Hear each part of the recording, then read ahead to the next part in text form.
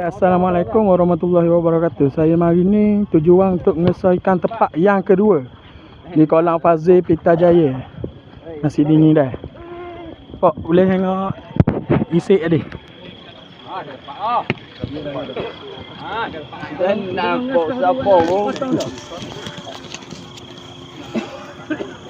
Ni isi timbang dia. Berat ikan 2445 masa 957. Ni nombor joran diisik. Tengok nombor joran kali, Pak. Gelang dia, Pak. Gelang dia dah. Assalamualaikum warahmatullahi wabarakatuh. Saya mari ni untuk pengesahan ikan tepak yang pertama. Abang ni. Nombor joran apa? Nombor joran 4547. Cik tengok isik timbang.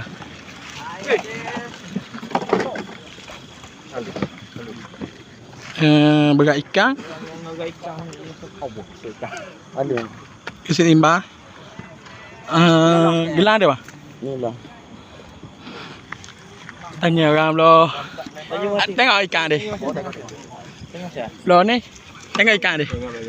Masya Allah ni ikan dia. Assalamualaikum. Tujuan saya mari ni untuk ngesah ikan tepak yang ke-20. Nombor joran 4483. Berat ikan 2445 pukul 12.20. Tengok nombor joran kali, Bang. Nombor joran. Gelang dia, Bang?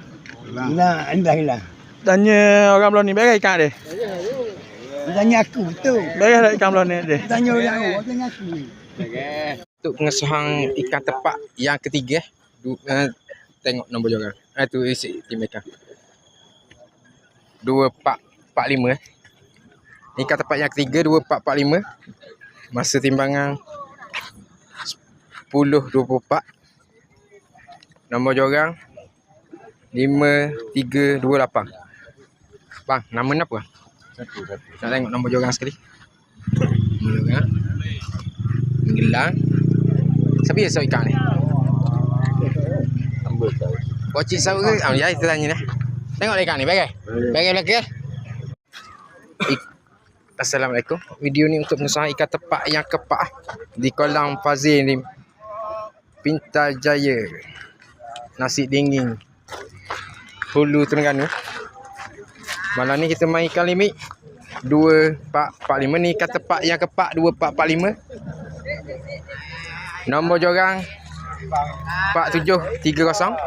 Masa timbangan 10.31 minit malam. Ni isi daftar sekali dengan isi timbang ikan. Mana saya tuang ya?